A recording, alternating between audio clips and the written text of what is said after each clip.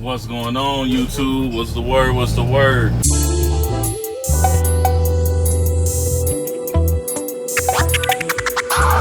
It's GR2 coming at you. I might stick with the GR2, man. Somebody dropped a comment. Man, that's what's up, GR2. I was like, man, that sounds kind of hard. It's like I'm an NFL quarterback or something. But yeah, guys, I just had a quick little word I want to give y'all. I'm headed back to the warehouse. I didn't plan on doing this video today, but I saw a video earlier about an owner-operator telling people that, you know, true freedom is being an owner-operator. I've done 1099 work. I've had a maintenance account. I've paid for fuel. I've done expenses. I've done profit and loss worksheets. I've done write-offs. I've filed my taxes for an LLC. So I've pretty much done all the owner-operator stuff for the most part. I'm sure there's a few things that I haven't done because I don't actually own my own truck. So I'm not gonna say I'm the owner-operator guru or anything like that, but I do have a little bit of experience when it comes to running a business, in the sense of having, like I said, having to monitor your expenses and paying attention to what your write-offs are, etc., etc. So with that being said, I had to disagree with the fact that being an owner-operator equals more freedom. I don't believe that at all. Especially if you have truck payments. If you have or a lease payment. You have to work even harder than a company driver does. So if you don't work, it's one thing not to work and you don't get paid. But now you're in debt if you don't work, because this expense is gonna force you to have to spend more time in that truck. And that's just the way it is. And by no means am I discouraging new drivers from becoming owner-operators. But I just want to be honest. If you think you're going to become an owner-operator or a lease purchase operator because you're going to get to go to work whenever you want to go to work, and you're going to work less, and you're going to have freedom, man, that's a pipe dream. That's not real. As a company driver, you're solely a truck driver. But now, as an entrepreneur owning your own business, you have now became a business owner who just happens to be a truck driver. So it's a lot that goes into that. And I don't want to, you know, blow smoke, or as we say, I wouldn't want to spit in your eye and tell you that it's raining. Half my family's from Arkansas and the other half's from North Carolina. So if you hear me saying some country sayings, you know where it came from. And granted, I think it's a good thing for you to want to work for yourself and to explore that avenue. I really do. But it's why are you doing it? If you're doing it for this supposed freedom, man, listen, you've been deceived. You're gonna have to work even harder. Are there gonna be some times you get to take off of work to go to your kid's game or something like that? Sure, absolutely. It does have its pros as opposed to being a company driver. Don't get me wrong, everything's about pros and cons. There are pros to being an owner-operator. Really, we're going like 50? Come on, bro, let's get it together. All of these statements are opinions and not facts. If you're an owner-operator, you think differently, hop in the comments and let the guys and the gals know what you think. I'm not gonna argue, you know what I mean? This is just what I've observed from the people I've spoken to, from the work that I've done. I know business owners, I know people that actually own trucking companies, and to say that you get more freedom is misleading, is all I'm saying. You'll get more freedom as you scale your business to a certain extent, because by that point you'll have drivers under you. If you're a one-man show as an owner-operator or as a lease purchase, you're not getting much more freedom than a company driver, because you have to work just as hard to maintain your lease payments and your truck payments.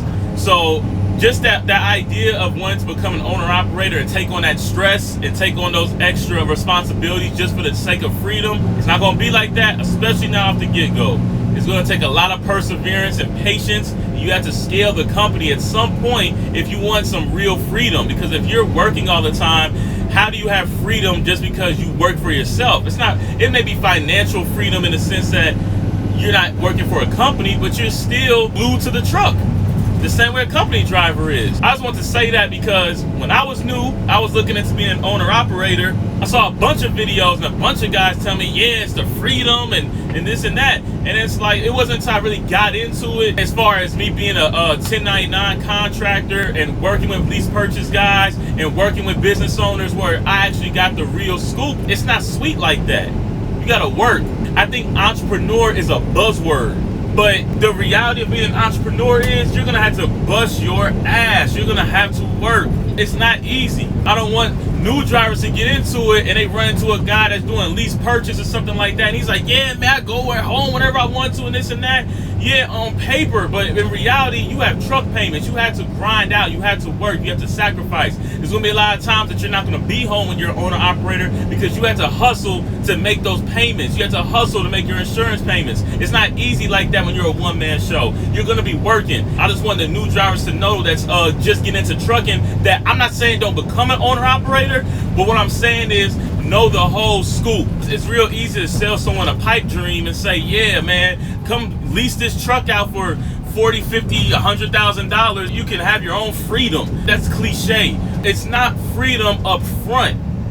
Now, if you was to tell someone become an owner operator or a business owner to eventually try to scale your business because there's no ceiling and you'll be less hands-on and you'll delegate authority to people to where you can have a little more freedom, that's totally different. If you tell someone to become a one-man show, get the truck and just start grinding out and you got freedom to do what you want to do, in my opinion, I don't believe that's truthful. I think it's more so the status of saying you're an owner-operator, because it is not cool to say you're a company driver like it is to say you're an owner-operator. I get it. I like seeing those guys in their long nose Peterbilts with the flatbed and their owner ops. It looks really cool. It's not cool to look at a old Dominion truck, you know what I mean, with doubles. It's nothing. It's not flashy or cool or anything like that. I get it, trust me. But even with that being said, there's nothing wrong with being a company driver. For y'all new drivers that's just getting into the game, there's nothing wrong with being a company driver.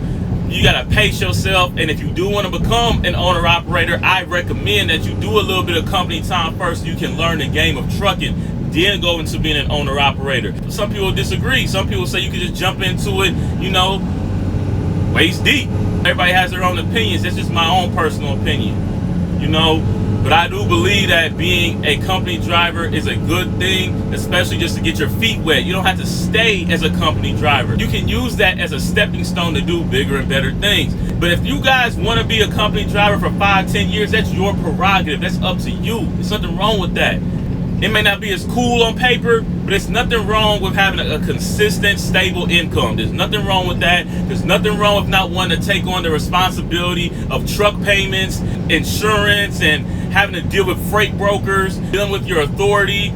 I mean, I go on and on the stuff that owner-operators have to deal with. You have to be personable. You have to know how to network. You have to build connections. You have to build a rapport with people. You can't just drive and that's it. It's a lot that goes into being an owner-operator that a lot of guys don't talk about. So if you don't want to deal with those things and you're like, hey, listen, man, I just want to have a truck that's clean, that's new, and I can just drive and focus on driving, and I let the company handle all that other stuff, trust me, it's nothing wrong with that.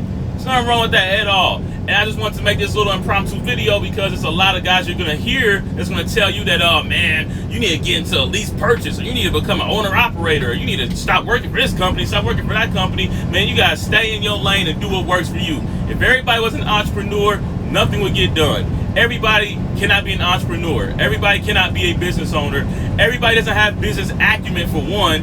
And two, everything is not for everybody. You need people to just be able to work and to complete a task efficiently. Everybody can't be an owner-operator. You know, I don't want to be another trucker on YouTube that says, yeah, man, you'll be an owner-operator.